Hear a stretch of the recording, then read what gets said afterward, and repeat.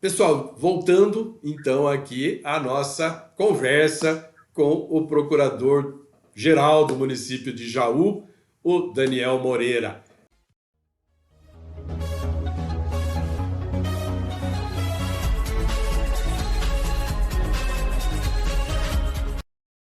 E quando a gente terminou a última parte, que você não pode perder, eu vou colocar o card aqui em cima, estávamos falando sobre execução fiscal, que é, né, a parte tributária da coisa, é o chamado contencioso. Daniel, eu tenho lá uma certa experiência em execução fiscal, mas do lado do contribuinte. Como é que funciona a execução fiscal, olhando pelo lado do município? Como é que é esse negócio? Então, geralmente, nós temos nos municípios ou Secretaria de Fazenda, ou Secretaria de Economia e Finanças, que é responsável pela arrecadação tributária. Ela também é responsável pelo lançamento, né, do tributo e a sua cobrança no primeiro momento. O que muitas vezes acontece, nós temos contribuintes inadimplentes, que acabam não pagando seus impostos em dia.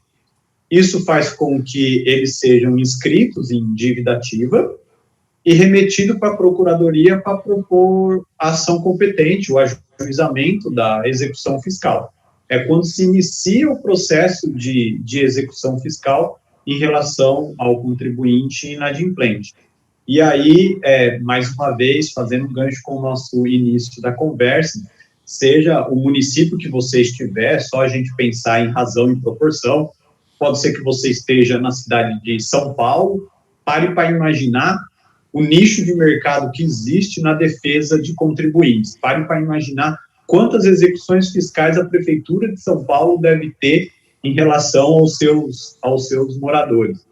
E pode ser numa cidade menor também.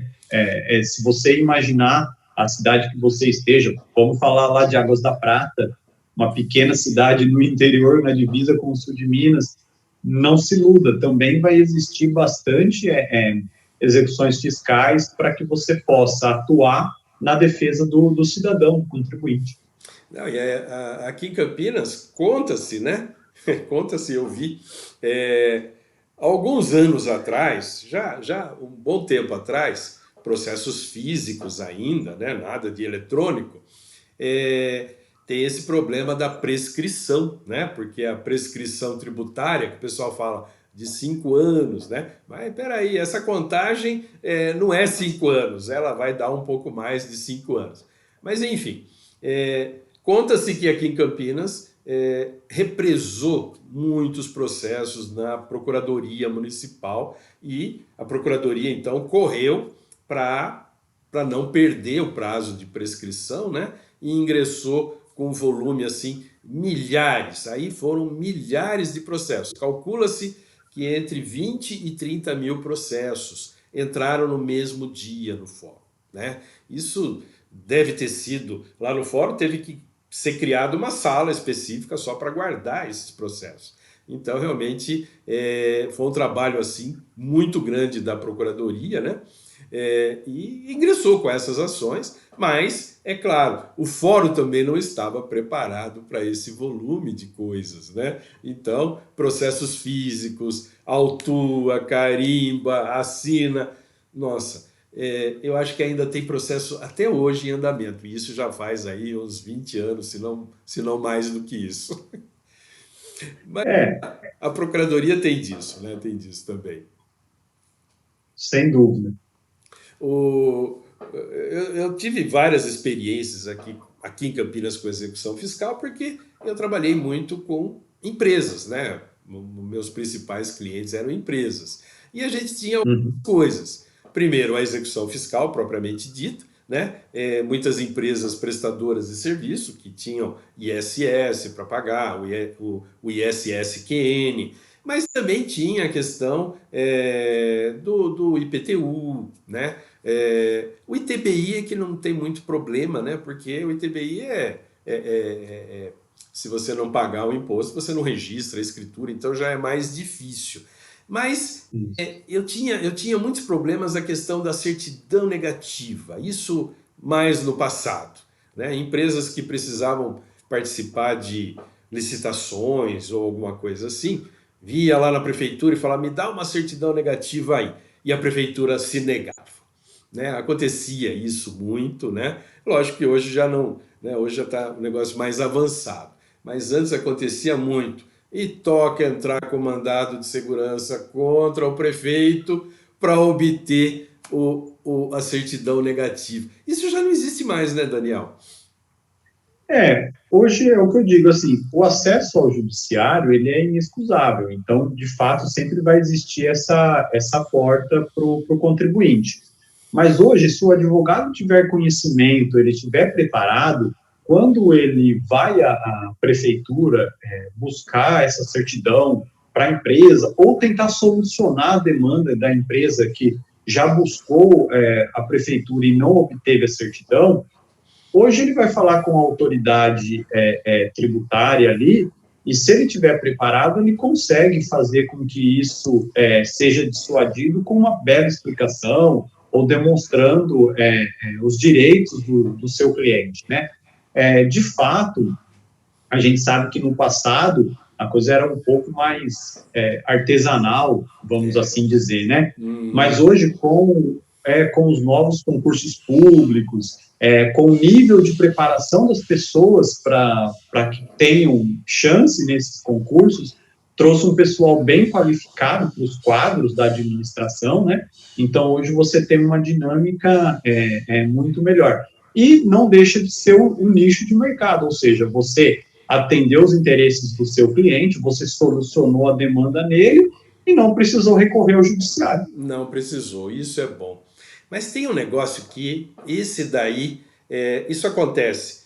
Eu trabalho no EAJ, né, de uma universidade, e o EAJ presta assistência jurídica para pessoas carentes, né?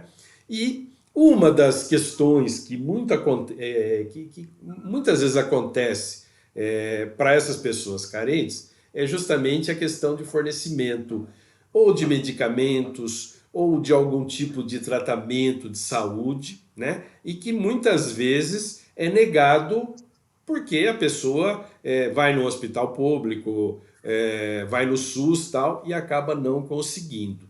E aí essas pessoas vêm até o escritório e a gente tem que buscar essa solução. Muitas vezes são soluções urgentes, né?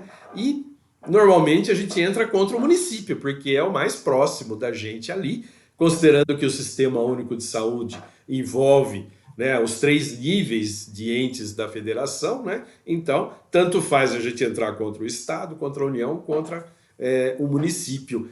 Como é que o município vê essa questão?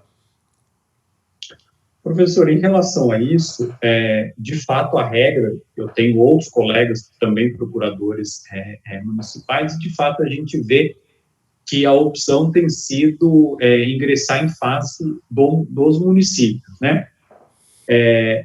O direito à saúde, ele está previsto na Constituição, mais uma vez, é difícil essa negativa pelo Poder Judiciário, tá? Em regra, se obtém o sucesso do pleito, salvo raríssimas exceções que não tenha comprovação médica devida. Já participei de situações que eram um remédio de uso experimental, então o juiz também tinha o receio de conceder uma liminar de algo que não havia certeza se teria o efeito desejado ou não. Tive situações em importação de fármacos não autorizados pela Anvisa, ou seja, quando isso chega na alfândega, cria-se um outro problema, né, muito mais burocrático do que a questão de direito processual relativo ao cidadão e ao município. Mas, vias de regra, se obtém o sucesso do pleito. A única dinâmica que a gente poderia, talvez, explicitar, que eu considero interessante, é a seguinte: todo mundo acessa o judiciário em face do município porque ele é o que está mais próximo. E, de fato, o SUS tem um sistema integralizado, então, os entes são solidariamente ali responsáveis. mas eu poderia dizer que o Estado tem um orçamento maior que o do município. É verdade. Então, É nós vamos verdade. sempre também ter, nós vamos ter outros argumentos, ou seja, muitas vezes você vai, em relação ao município, o município que você reside, ou seja, aquele do você depende das políticas públicas dele, e o orçamento dele é limitado, como de qualquer ente ou como de qualquer família, ele é limitado, mas do município é o mais limitado, considerando a distribuição hoje existente, né, Claro, claro, claro. entre os três entes da federação, e a carga de responsabilidade do município, né. Hoje o município, com certeza, isso tem discussão no Congresso Nacional sobre a reforma desse pacto federativo, podem procurar, é um tema muito Muito atual, legal. Muito atual.